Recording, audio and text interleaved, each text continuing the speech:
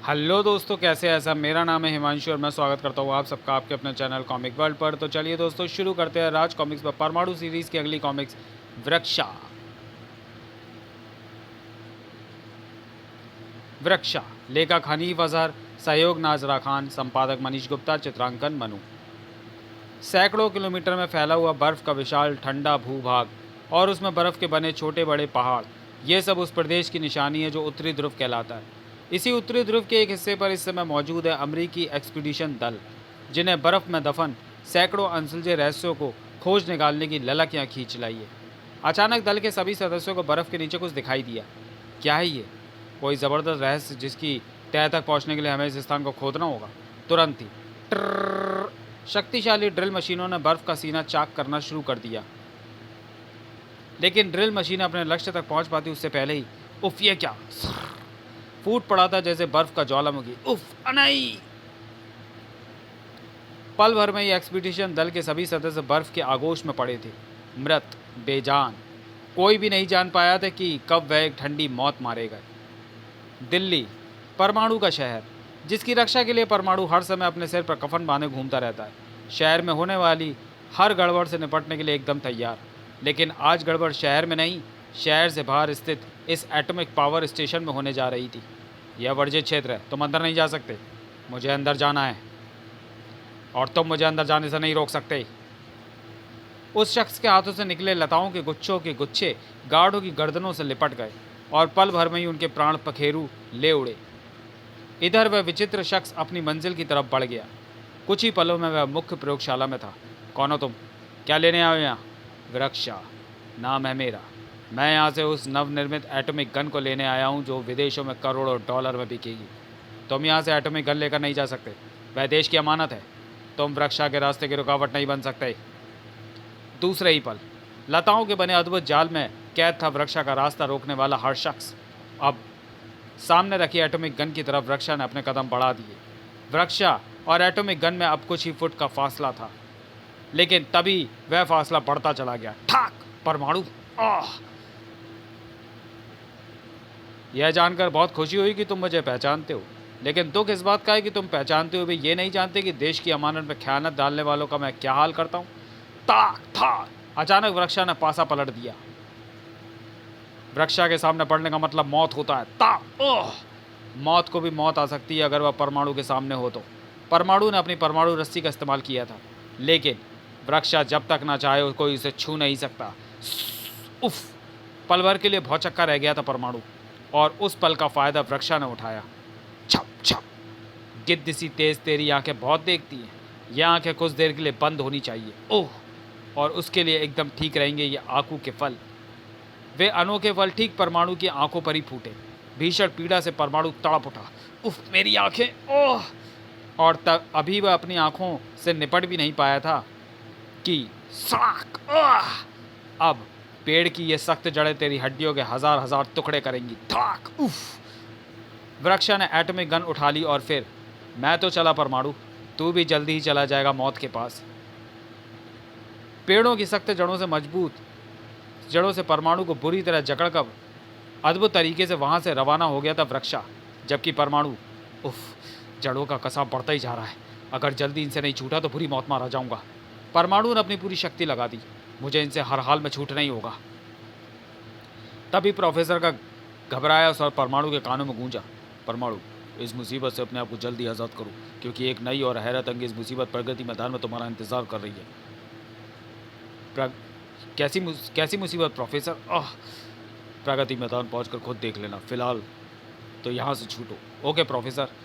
फिर तो परमाणु ने अपनी सारी शक्ति सजोली और कर दिखाया वह कमाल। कड़ाक तड़ाक! अब एक पल भी नहीं गवाया परमाणु ने। मैं प्रगति मैदान पहुंच रहा हूँ प्रोफेसर। प्रगति मैदान वाली मुसीबत से निपट कर सोचूंगा कि कौन था वह चमत्कारिक पावर वाला वृक्षा और कहाँ ले गया वह एटॉमिक गन को चुरा कर। Good, very good. सड़क के सीने को रौंद कर मंत्र गति से आगे बढ़ती उस असाधारण आकार वाली स्टेशन वैगन को देखकर कोई सोच भी नहीं सकता था कि इसमें कुख्यात आतंकवादी संगठन डेंजर ग्रुप का हेडक्वार्टर होगा। जी हाँ, महान डेंजर, उसी ने मेरा रास्ता रोकने का प्रयास किया था, लेकिन मैं उसे मौत के जाल में फंसाकर एटॉमिक गन लेकर निकल आया। डेंजर के मुख से एक विचित्र सी गुर्राहट निकली। तुम परमाणु को मौत के जाल में ज़रूर फंसा आए थे वृक्षा, लेकिन तुम्हारे जाल को तोड़कर परमाणु हवा में परवास कर रहा है। ओह, लेकिन हम हवा में परवास करते इस परमाणु की ज़मीन पर मरा हुआ पड़ा देखना चाहते हैं। इसलिए अब से तुम्हारा एक ही मकसद होना चाहिए वृक्षा, सिर्फ और सिर्फ परमाणु की मौत। ओके महान डेंजर। गुलाम की भांति वृक्षा ने डेंजर के सामने अपना सिर झुकाया और फिर तेज़ी से बाहर की तरफ चल दिया। अपराधियों के काल परमाणु, अब तुझे मरने से कोई नहीं बचा सकता, क्योंकि वृक्षा के रूप में एक होनहार साइंटिस्ट मेरे आदेश पर तुझे मौत देने निकल पड़ा है। और ऐसा इसलिए हुआ है कि उसके दिमाग पर मेरा होल्ड है। अब तू मरेगा परमाणु, अब तू मरेगा। हा हा हा हा हा। इस सबसे बेखबर प्रगति मैदान पहुंचा परमाणु ऐसे स्तब्ध रह गया जैसे उसने कुतुब मीनार को सारस की भांति हवा में उड़ते देख लिया हो। उफ नहीं, वह नहीं हो सकती ये।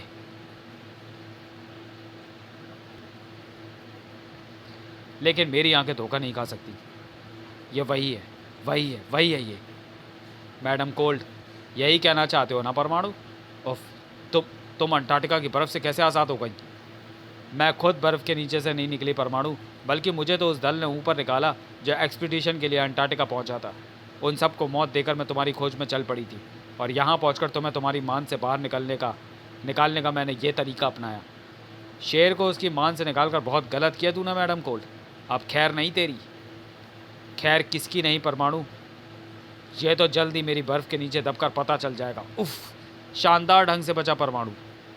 और तेरा किस्सा अब ख़त्म ही करना होगा मैडम कोल्ड। परमाणु द्वारा बेल्ट से छोड़ी गई वे घातक किरणें बर्फ़ की उस दीवार को पार न कर सकी। बिजली की तरह झपट कर परमाणु पर मैडम कोल्ड ने अपना वार किया। ठाक। उफ़, अब तो अंतरिक्ष में घूमकर रह गया था परमाणु का मस्तिष्क। उफ़, टक्कर ज़बरदस्त थी। बेहाल होकर नीचे आ गिरे परमाणु के मस्तिष्क में प्रोफेसर की आवाज़ गूंजी। ये मुसीबत इतनी जल्दी हमारे सामने आ जाएगी ये हमने नहीं सोचा था परमाणु, इसलिए हम इसका कोई इंतज़ाम नहीं कर सके। अब इस तरह इससे लड़ने का मतलब विनाश होगा, इसलिए अपने आप को संभालो और मेरे पास चले आओ। लेकिन यह बात करने का समय नहीं है परमाणु, जल्दी करो, क्विक। ओके। परमाणु तेज़ी से लहराया, लेकिन खाट। ओह, बहुत जल्दी घबरा गया परमाणु, जो मौत से डर कर भाग खड़ा हुआ। कायर कहीं का। क्रोध से भभक उठा परमाणु। कायर? हाँ, कुछ पलों के लिए कायर हो गया था परमाणु, लेकिन अब क्राक। अब तेरे हर वार का मैं तुझे मुंह तोड़ जवाब दूंगा। था परमाणु, वापस लौटो।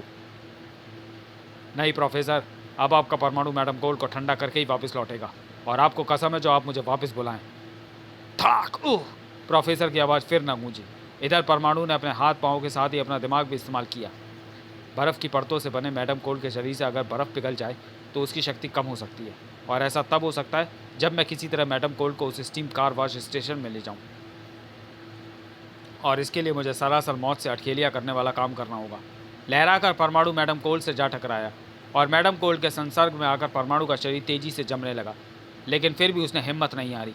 उफ, मुझे अपनी नसों में खून जमता हुआ सा महसूस हो रहा है, और इससे पहले कि वो पूरी तरह जम जाए मुझे इसे लेकर स्टीम कार वॉश के अंदर पहुंचना था। हाय मेरी कार। होगा। मैडम कोल्ड को अंदर छोड़कर बाहर की तरफ लहराया परमाणु। अंदर मैडम कोल्ड की चीखें गूंजने लगी। नहीं नहीं। गर्म वाश के प्रभाव से मैडम कोल्ड के शरीर पर चढ़ी बर्फ की परतें पिघलती जा रही थी। कुछ ही पलों में वे बेहोश होकर धड़ाम से नीचे गिर पड़ी थी। आह, तभी मेरे कहर का निशाना तो तू बन ही चुका है परमाणु। ओह, अच्छा हुआ इस आफत की बुद्धि से निपटने का उपाय मुझे जल्दी सूझ गया, वरना जाने कौन कौन बनता इसके शहर कहर का शिकार। थाक। उफ, और मेरा निशाना बनने का मतलब है मौत का निशाना बनना। आओ। सैकड़ों इस दुनिया से दफा हो गए परमाणु को मारने का अरमान लेकर। थाक। मरना तो तुझे आज होगा ही परमाणु, क्योंकि ये मेरे स्वामी का आदेश है। ठाक। अब तो इस पर परमाणु कीड़ों का प्रहार करना ही होगा। उफ, बचने के प्रयास नहीं। ठाक। मरने की तैयारी कर परमाणु। परमाणु के कंठ से हल्की सी कराह निकली, दूसरे ही पल दर्दनाक चीख में बदल गई। ठाक ठाक ठाक। परमाणु के लिए दीवार ईसा मसीह की सलीब बन गई थी। परमाणु, आ गया तेरा अंतिम समय, आ गई तेरी मौत। अब स्वर्गवासियों में तेरा भी नाम लिया जाएगा। हैरत अंगेज तरीके से वृक्षा के हाथ में पेड़ का वह नुकीला तना आ गया, जिसे लेकर वह परमाणु की तरफ झपटा। उफ, सचमुच आज परमाणु का किस्सा खत्म। तो चलिए दोस्तों, वीडियो को यहीं समाप्त करते हैं और मिलते हैं परमाणु सीरीज़ की कॉमिक वृक्षा के दूसरे और अंतिम भाग में अगले वीडियो में। तब तक के लिए धन्यवाद।